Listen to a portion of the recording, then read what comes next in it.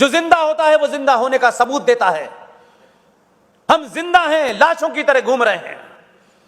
हमारी लड़ाई कोई दूसरा लड़े, हम नहीं लड़ेंगे, और जो लड़ रहा हो उसके साथ भी नहीं खड़े होंगे। मेरा गुस्सा सिर्फ इस बात पे है भाई, हम सबको मरना है। कोई कह सकता है कि हम नहीं मरेंगे?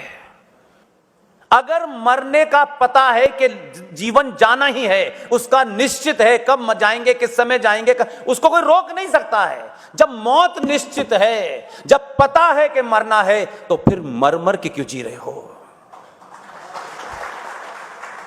जब तक जिंदा हो, जिंदा होने का सबूत दो, अपने आप को सबूत दो कि हम जिंदा हैं। आज इस बेटी का रेप हो गया, और आज उस मां का रेप हो गया, आज इसकी गर्दन काट दी, कहीं निकिता है, कहीं अंकिता है, कहीं कृष्ण ढलबार है, कहीं रूपेश पांडे है, कहीं अखिल शर्मा है। ये मौतें हो रही हैं, और सनातनी हिंदू के लिए टेलीविजन पे सिर्फ 2 मिनट से ज्यादा ये खबर बनती है, और फिर हम तीसरी लाश को देखते हैं, फिर चौथी लाश को देखते हैं, फिर वहां की घटना को देखते हैं, फिर वहां की घटना को देखते हैं, और हम कहते हैं पूरा विश्व हमारा घर है, अपने घर का पता नहीं है। ये बहुत गहरी मक्कारी है, और जो इसमें शामिल हैं सब पापी हैं। इसलिए आज आप ये नहीं कह सकते कि हमारे किताब में ये पढ़ाया गया था। इस संचार क्रांति ने आपको एक हथियार दिया है, इसका इस्तेमाल कीजिए। कोई बैठा हो, कितना भी बड़ा विरोधी बैठा हो, कितनी भी बड़ी सभा हो, सच बोलिए। इस 10 साल 11 साल के सफर में ये तो मुझे एहसास हो गया कि 2022 और 23 का हिंदुस्तानी, हिंदू सनातनी सच सुनना चाहता है। नहीं, किसी नेता की सभा में नहीं आए हैं आप, किसी पार्टी के बंधुआ मजदूर नहीं हैं, किसी संगठन के आप 2 पैसे के मेंबर नहीं हैं, और संगठन विश्व का सबसे बड़ा है, उससे कुछ नहीं होने वाला।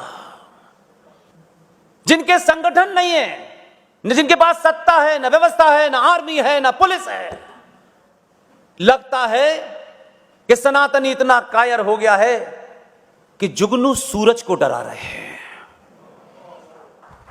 हम 1 मिनट के लिए सोचेंगे, और ईमानदारी से सोचिएगा अपने घर जाकर के। यह मुहिम किसी एजेंडे के लिए नहीं है, कुछ प्राप्ति के लिए नहीं है, न निजी तौर पे, न सार्वजनिक तौर पे। एक ही मकसद है, मरने से पहले हजारों आरएसएन, हजारों सुशील पंडित, हजारों जीडी बख्शी, हजारों पुष्पेन पैदा करके चले जाना है।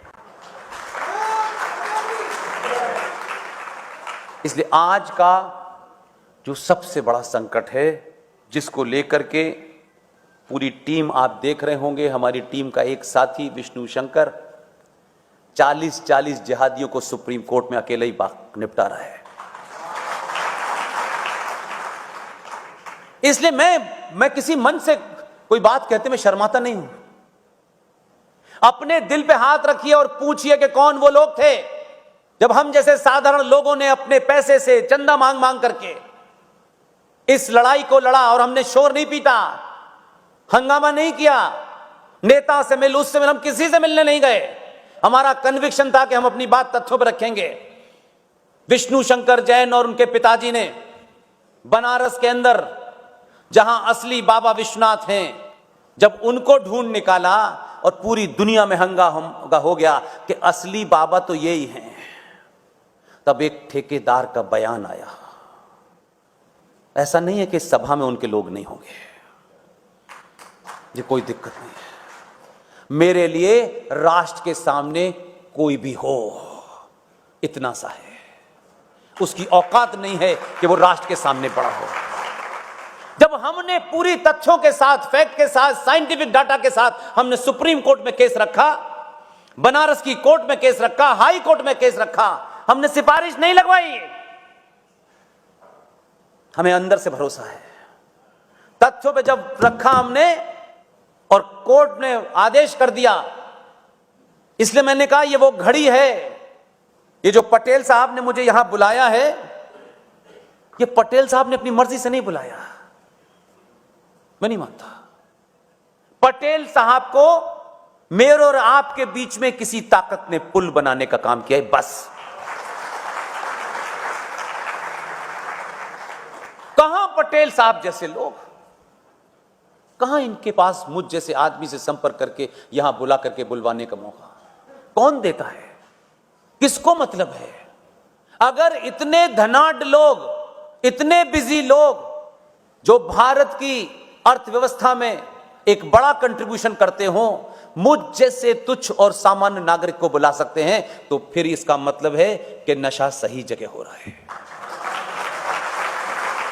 लेकिन ऐसे में कुछ लोगों को अपनी दुकान लूटने का शौक है, इसलिए उन्होंने यह बयान दिया। मैं कहता हूं कि समय आएगा ये राष्ट्र उन्हें माफ नहीं करेगा।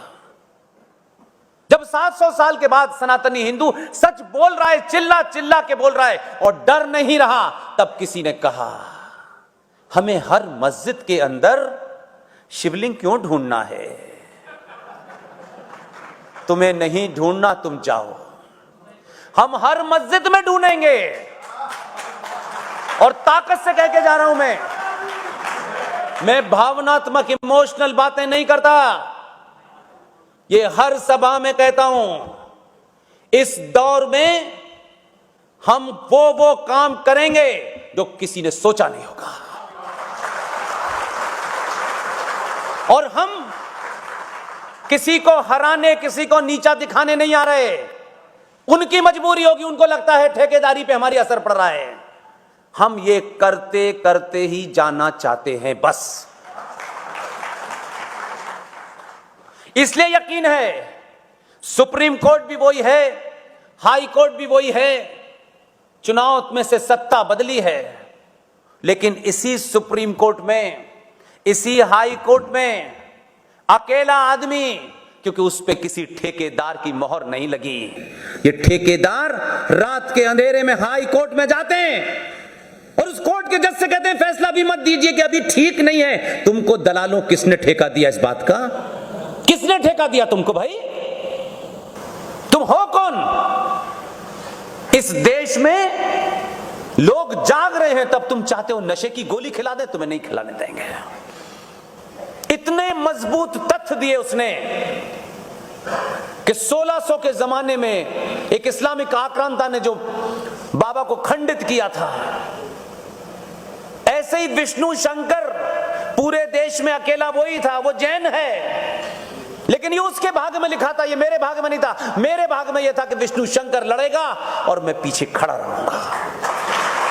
मेरे भाग में लिखा कि विष्णु शंकर यहां से, दिल्ली से प्रयागराज से उसको बनारस जाना है, पुष्पेंद्र इसके लिए चंदा इकट्ठा करके लाना, विष्णु का दिमाग इधर से इधर ना हो। ये तथ्यों पे ध्यान दे, बाकी काम मैं करूंगा। मैंने अपनी भूमिका तय कर ली, इतना ही करता हूं बस मैं।